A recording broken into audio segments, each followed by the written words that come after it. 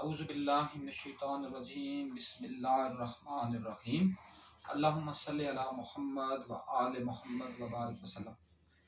अच्छा, चूँकि मेरे जो है ना सुनने वाले या मेरे चाहने वाले या इल्म से मोहब्बत करने लोग हैं, उनमें जो ज़्यादा तादाद है जो मेरे सामीन की, मेरे ऑडियंस की, मेरे सुनने वालों की, मेरे फॉलोवर मैं इस सेंस में नहीं कह सकता कि फॉलोवर मेरे नज़दीक सिर्फ नबी अकरम सल्लल्लाहु अलैहि वसल्लम के ही फॉलोवर हो सकते हैं।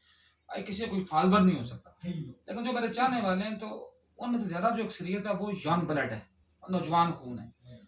तो उन तक मैं दो बातें मतलब करके अपनी असल मुद्दा पर आऊँगा। दो बातें, क्योंकि मेरी यार जब मैं कोई लेक्चर देता हूँ, जब कभी मैं किसी कोर्ट में प्रेजेंट होता हूँ, तो मेरी पूरी कोशिश होती है, मैं नहीं कहता कि हमेशा मैंने की होगी, लेकिन पूरी कोशिश होती है कि मैं सबसे पहले बिस्मिल्लाहिर्रहमानिर्रहीम पढ़ूँ और फिर उसके बाद नबी अकरम सल्लल्लाहु अलैहि वसल्लम की ज़ात पर दरूद भेजूँ। इसकी दो खूबियाँ होंगी जो मेरे यार सुनने वाले को इसके ऊपर कमांड भी नहीं, उसके ऊपर वो प्रैक्टिसाइजिंग, क्योंकि कहते हैं ना प्रैक्टिस कब प्रैक्टिस स्किल कब बनती है। आप स्किल आप में तब बनती है, आप में 5 बातें होती है, 5 बातें। मैं बल्कि मैं जिस टॉपिक पर बोलना चाहता मैं अब उसको स्किप कर रहा हूँ, ठीक है। मैं अब चलो इस टॉपिक पर बोल रहा हूँ। मेरे ज़हन में टॉपिक था मगरबी इकोनॉमिक्स और मशरकी इकोनॉमिक्स का, कम्युनिज्म और कैपिटलिज्म का मेरे ज़हन में टॉपिक था, लेकिन मैं उसको अभी स्किप कर रहा हूँ। पहले ये बात मेरी पहुंच जाए, फिर उसके बाद मैं उसके ऊपर बात करूंगा। उसमें ये ना कि आपने क्या करना है, बात ये आपकी जो मेन क्लास होता है, स्किल आपकी बनती कब है। देखिए, बाद लोग कहते हैं ना कि बिस्मिल्लाह लोग पढ़ना भी चाहते हैं। मुझसे तो मैंने चलो किसी उसमें हुई नहीं खाते में, मुझसे बेहतरीन अच्छे लेवल के लोग मुसलमान भी हैं, अच्छे ह्यूमनिस्ट भी हैं। मुसलमान से ज़्यादा ज़रूरी है कि वो इंसान दोस्त हैं, तो वो कोशिश भी करते हैं कि वो बिस्मिल्लाह भी पढ़ें और नबी अकरम सल्लल्लाहु अलैहि वसल्लम की ज़ात पर दुरूद शरीफ भी पढ़ें, लेकिन वो भूल जाते हैं। भूलते क्यों हैं? क्योंकि उनमें वो स्किल डेवलप नहीं हुई होती। स्किल डेवलप कैसी होती है? सबसे पहली बात आपकी अप्रोच की है। अप्रोच की है आपकी वो चीज़, आपकी वो वर्डिंग, आपके वो व्यूज़, आपके वो डिस्कशन के पॉइंट्स, आपके वो कन्वर्सेशंस जो आपके माइंड में होती हैं, which is in your brainstorming phase. It is your ideology, it is your philosophy, it is your thinking process. Just only it is your approach. अब देखिए अप्रोच की बात की मेरे बल्कि मेरे पास अभी होता, मैं आपको बताता हूँ। लेट्स सपोज दैट, इसको समझ लें आप, ये ग्लास है, ये अगर फर्ज के यहाँ तक पानी से भरा हुआ है, तो मैं अगर 10 में से 5 बंदों से पूछूं, 10 बंदों से पूछूं, तो उसमें 5 लाजमन ये कहेंगे आधा खाली है, आधे कहेंगे आधा भरा हुआ है। इसका मतलब जो जो ये कहेंगे आधा खाली है, गलत वो भी नहीं कह रहे। जो कहेंगे आधा भरा हुआ है, गलत वो भी नहीं कह रहे। क्यों क्यों नहीं गलत कह रहे? क्योंकि दोनों का जो लॉजिक है, दोनों का जो मंतक है, दोनों की जो स्टेटमेंट्स हैं वो ठीक है दोनों की। लेकिन जो कह रहे हैं आधा खाली है, these are those are negative thinkers. वो नेगेटिव थिंकर्स हैं। और जो कह रहे हैं आधा भरा हुआ है, बात उनकी ठीक, लेकिन वो उनकी पॉजिटिव थिंकिंग है। बहुत लोगों में होती है, हम में शायद खुद वो उस तरह की पॉजिटिव, शायद पॉजिटिविज्म हम में नहीं है। तो वो क्या होते हैं, जो पॉजिटिविस्ट जो होते हैं, वो जो कहते हैं लेकोनाज में से, नेगेटिविटी में से भी अपनी कुछ ना कुछ मुस्बत चीज निकाल लेते हैं। और जो होते हैं नेगेटिव थिंकर, वो बड़ी बेहतरीन चीजों में से भी वीक पॉइंट को तलाश करते हैं। तो इसलिए पहली चीज आपकी क्या की आपकी अप्रोच। अप्रोच के बाद now you entered in second phase and your second phase is your method। फिर आपकी, हम तो मेथड को शायद समझते हैं, क्या पता, चूंकि मेरा जो इंडक्शन या इंडक्टिव पॉइंट है, मैं चूंकि ज़्यादा टीचर हूँ या मैं टीचिंग के साथ में मुंसलिक हूँ या मैं लायर हूँ, मैं वकालत के साथ मुंसलिक हूँ, तो हम इस शायद ये समझते हैं टीचिंग ही मेथड्स होते हैं। मेथड और वो चीज़ और वो your working capacity, your working capability, you are doing something else in the form of your physical existence, it is your method। ये आपका मेथड है, सिंपल सी बात है। लेट्स सपोज मैं इस रूम में बैठा हूँ, ये यहाँ से मैं बाहर निकलूंगा, बाहर निकलने के दौरान मैं ये मेरे जहन में पहले ये सोचा मैंने जाना किधर है, वो तो मेरी मतलब मेंटल कैपेबिलिटी होगी। जब मैं वो करने के लिए एक स्कीम ऑफ स्टडी बना लूंगा, तो वो मेरा मेथड हो जाएगा। मैं जब निकलूंगा, मैं कहूंगा मैंने इस रास्ते से जाना है, वहां से जाना है, जब मैं वो फिजिकली वो मैं करके आपको बता रहा हूं, इट इज माय मेथड। तो मेथड क्या होगा? आपकी फिजिकल एग्जिस्टेंस, आपका वो वे ऑफ टॉकिंग, आपका वो वे ऑफ कन्वर्सेशन, आपका वो वे ऑफ वर्किंग, वो आपका क्या मेथड है। जिसको हम टीचिंग मेथड में यूज करते हैं, हम कहते हैं लेक्चर मेथड होता है, इंडक्टिव होता है, डिडक्टिव होता है, डेमोन्स्ट्रेशन होता है, एक्टिविटी बेस्ड होता है। उसके बाद आपकी एनालिटिकल मेथड होता है, सिंथेटिक मेथड होता है, up to so on story telling हो गया, प्रोजेक्ट हो गया, असाइनमेंट बेस्ड मेथड हो गया, ईच एंड एवरीथिंग। वो किस लिए होते हैं? उनमें से ये नहीं है कि हम किसी के बारे में कहें कि इनमें से इस मेथड के लकोनाज हैं या दूसरे की स्ट्रेंथ ज्यादा है। एक हर मेथड में वीकनेस भी है और स्ट्रेंथ्स भी है।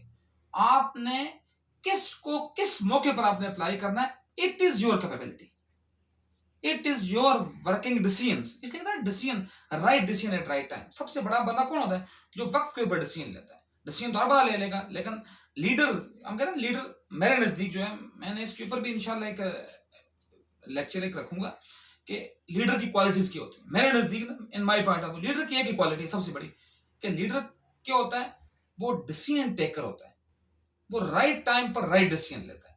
ये नहीं है कि उस वक्त वो कहेगा जी कि ये नाजुक हालात है मुल्क के, अब मुल्क के हम इसके पॉजिटिव हालात को देखेंगे। वो वो at the stance, at the spot decision लेता है।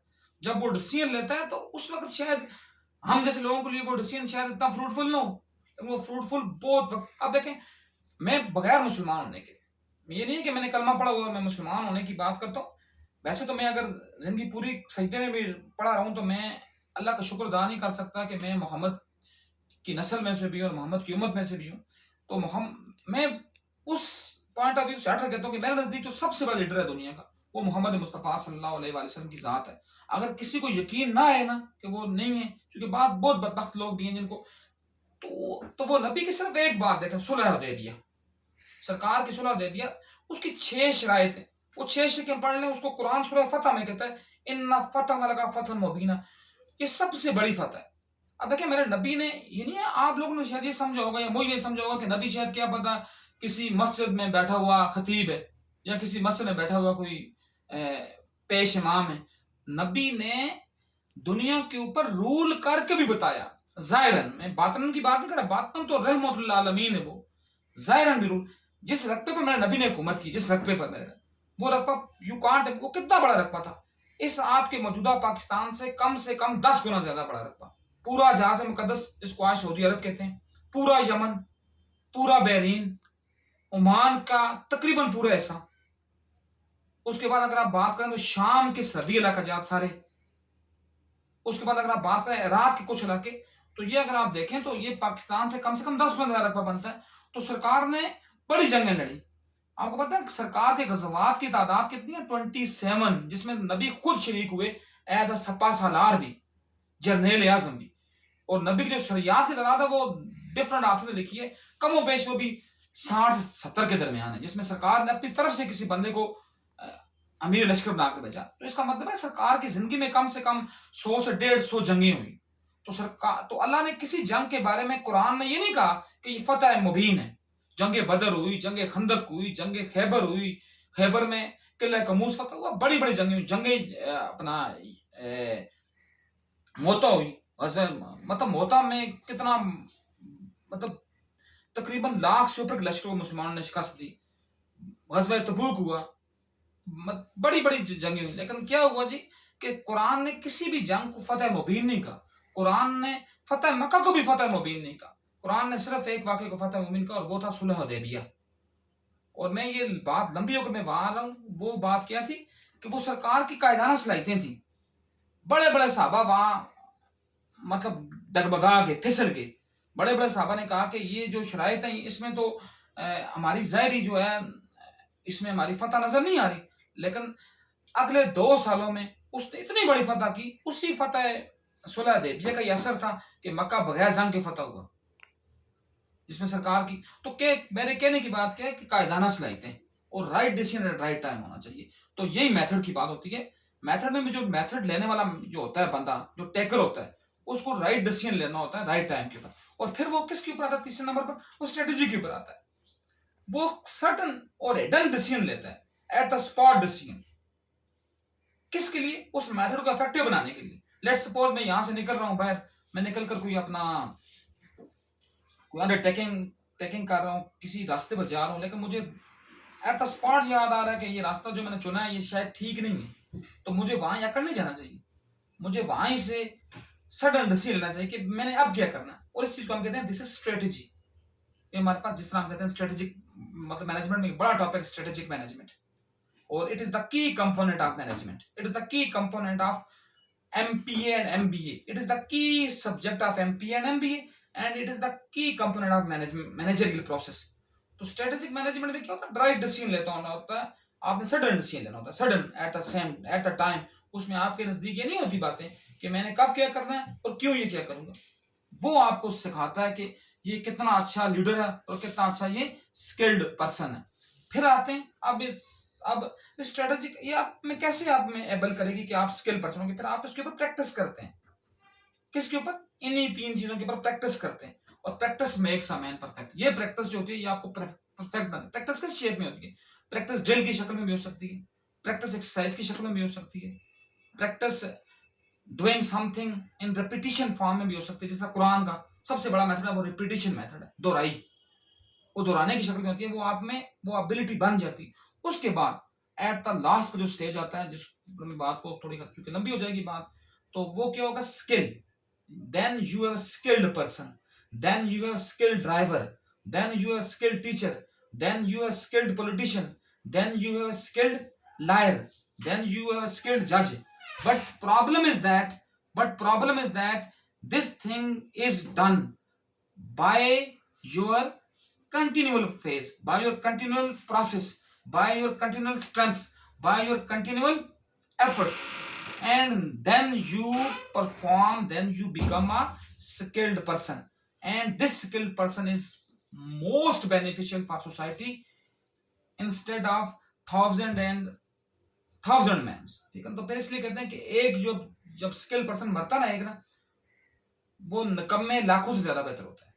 इसलिए कहते हैं, अब देखें चाइना है, बस आखिरी बात करके चुके ह्यूमन रिसोर्स डेवलपमेंट की बात करता हूँ। अब चाइना में क्या, हमारे पाकिस्तान से कम 10 गुना ज्यादा, 10 गुना भी नहीं, कम से कम 20 गुना ज्यादा आबादी है। बट चाइना ने उसी अपनी ह्यूमन रिसोर्स, सबसे बड़ा वहां का रिसोर्स कौन सा है, हमारे यहाँ तो अल्लाह ने बहुत रिसोर्स दिए, चाइना में सबसे बड़ा जो रिसोर्स है वो ह्यूमन रिसोर्स है। उन्होंने अपनी जो 2 अरब की आबादी है उसको उन्होंने स्किल बनाया हुआ है, उन सारे हुनरमंद है। लेकिन हमारे यहाँ सारे बेईमान हैं, सारे खाऊ हैं, ठीक है ना, खाने वाले तो हजारों हैं लेकिन स्किल बंदा कोई भी नहीं। तो मैं इन्हीं अल्फाज से बात को खत्म करता हूँ। बात मैंने कुछ और करनी थी, लेकिन यहाँ बैठे बैठे मेरे नबी का सदका ये बात मैंने कहा चूंकि ये पहले ये बात हो, ये बात बंदे के जहन में आएगी, फिर बंदा सोचेगा कि इस्लामिक इकोनॉमिक्स में क्या फर्क है, वेस्टर्न इकोनॉमिक्स में क्या फर्क है, कम्युनिज्म में क्या फर्क है, कैपिटलिज्म में क्या फर्क है, क्यों सरमायादार निजाम में ऊपर से ऊपर हो रहे हैं और गरीब नीचे से नीचे हो रहे हैं। इसलिए कि दौलत का इर्तिकाज जो है वो बेहतरीन हाथों में नहीं है। तो मैं इन अल्फाज से अपनी बात को कंप्लीट करता हूँ, अल्लाह हमें स्किल बंदा बनने के लिए। इसलिए कहा आखिरी बात करके, इमाम अहमद बिन हंबल और इमाम मालिक अहले सुन्नत के बहुत बड़े फकीह हैं, मतलब उनके फिका के इमाम हैं।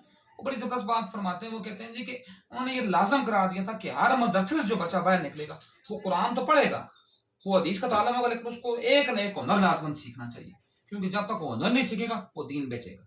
इसलिए हमारे यहाँ दीन फरोश ज्यादा है और दुनिया में आकर दुनिया को फतह करने लोग बहुत कम है। तो मैंने ये अल्फाज अपनी बात को तमाम करता हूँ। वमा अलैना अल बलागुल मुबीन।